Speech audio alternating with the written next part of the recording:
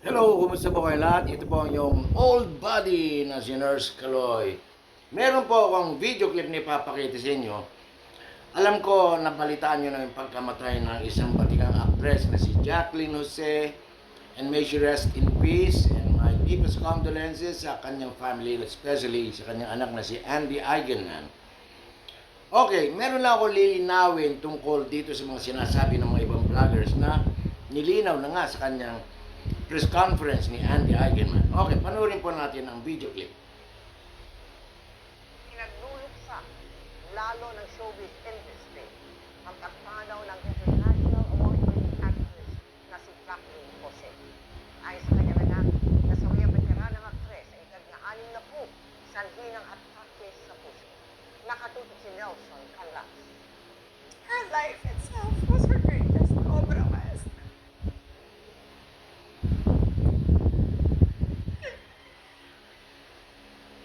Ganito inilarawan ni Andy Eigenman ang multi-awarded niyang ina na si Jacqueline Jose na pumanaw nitong Sabado. Madamdaming kinumpirma ni Andy na atake sa puso ang ikinamatay ng kanyang ina.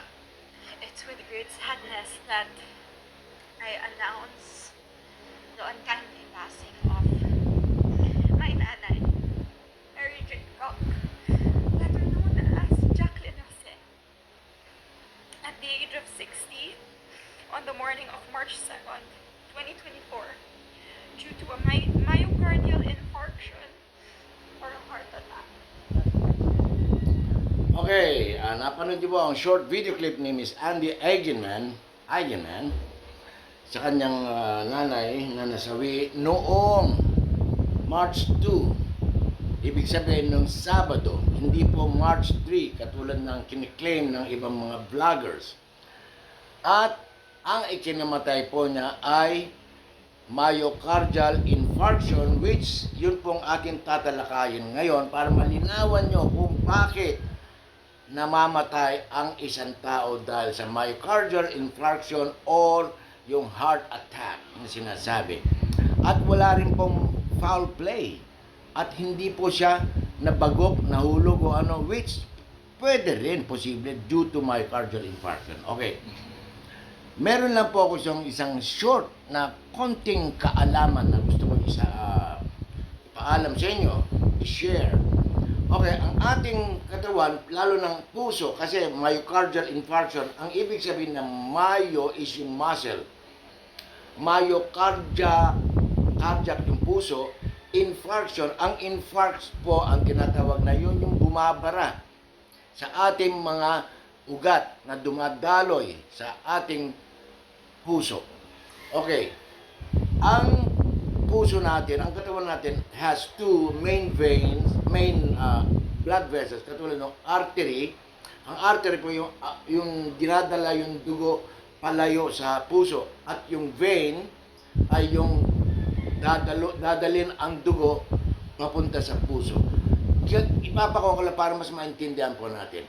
Ngayon, ang myocardial infarction, para sa kaalaman ng mga hindi pa aware sa sanhi ng pagkamatay ni Jacqueline Jose o posible mangyari sa inyo, sa ibang tao at kanino. Ang myocardial infarction po ay due to lack of oxygen dun sa myo or muscle ng heart. Okay? Yung myocardium kung tawagin. Tulad ng sinabi ko, ang myo pertains, ang tinutukoy pa niya ay yung muscle ng puso. Ngayon, nagkakaroon po yan ng konti or walang daloy ng dugo dun sa veins o yung ugat na papunta sa puso dahil sa mga bara o yung tinatawag na infarcts. Paano nagkakaroon ng infarcts ang ating mga ugat? Okay, isa-isayin po natin. Ang una po niyan ay yung ating mga kinakain. Mga matataas na taba, maraming taba. Yung ating lifestyle, kung wala tayong exercise, hindi tayo gumagalaw. Marami pong dahilan. Yung mga activities, yung lifestyle po, yung umiinom kayo ng alak, etc. etc. Okay. Ang isa pang dahilan ay yung, siyempre, meron kayong hereditary na talagang may sakit kayong sa puso. Okay, pero ang gusto kong i-discuss ay yung paano maiwasan ito. Paano nga ba? Unang-una, banggitin ko yung simptomas. Ang simptomas ng myocardial infarction due to lack of blood supply, ang dugo po nagke-carry ng oxygen papunta sa sirkulasyon ng katawan natin. Sa kaso ng myocardial infarction, dahil nga sa bara, konti ang daloy ng dugo, konti rin therefore ang oxygen papunta sa heart. Kaya namamatay po yung muscle ng puso, kaya po nagkakaroon ng heart attack dahil barado yung mga ugat. Pag naparahan nyo yan, walang dadaloy na dugo papunta sa puso, therefore ang oxygen kakapusin din o wala ring oxygen papunta sa puso. Kasi nga tulad ng akin nabanggit, blood carries oxygen. Ang oxygen po, kasama po yan sa dugo na dumadaloy sa katawan ng tao.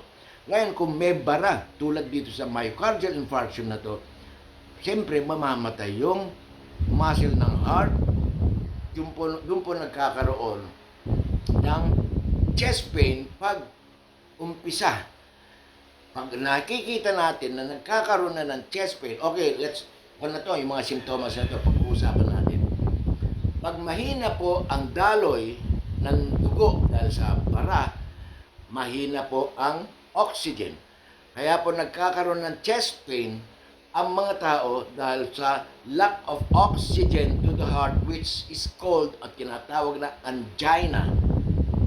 Yun po ang dahilan, simptomas.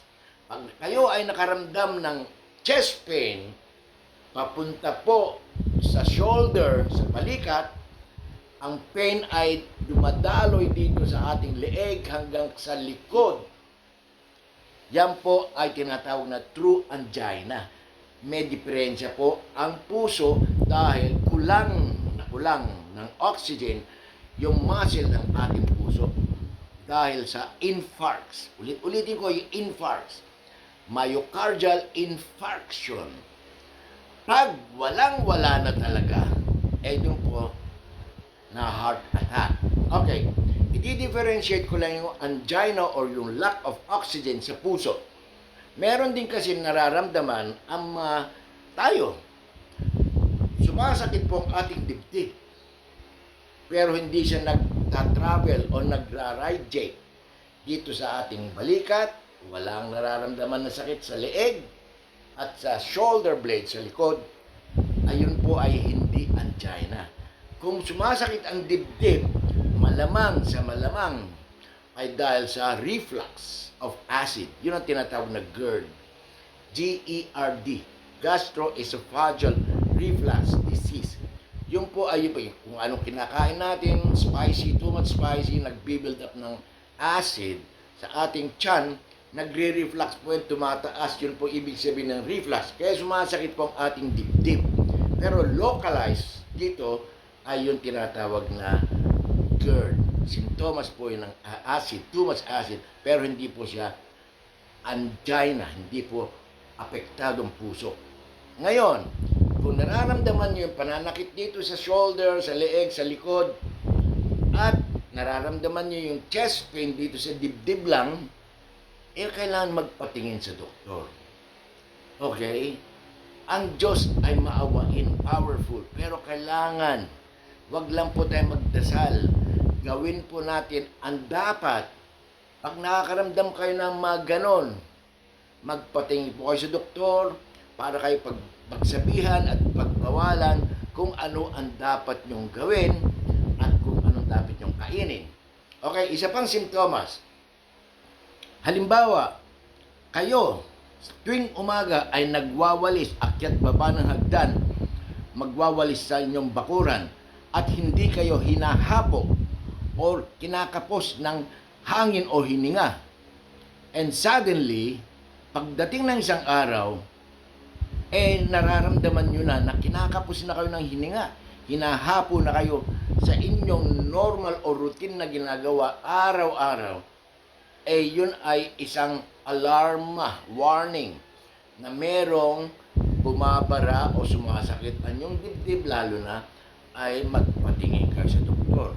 Dahil malamang sa malamang nababara yung inyong mga veins na papunta sa puso, humihina ang daloy ng dugo which carries oxygen, kaya kayo hinahapo. Ganon. Yun po ay wag nyong walang bahala. Yun po ang mga simptomas, common symptoms na gusto kong malaman nyo. Huwag nyo pong pagbawalang bahala yon dahil ang puso ang apektado pag gano'n ang nararamdaman nyo. Sana, kung meron kayong tanong, magkomento kayo at i-discuss ko, i-share ko sa inyo, sasagutin ko ang inyong mga tanong base sa aking kaalaman, experience at research studies.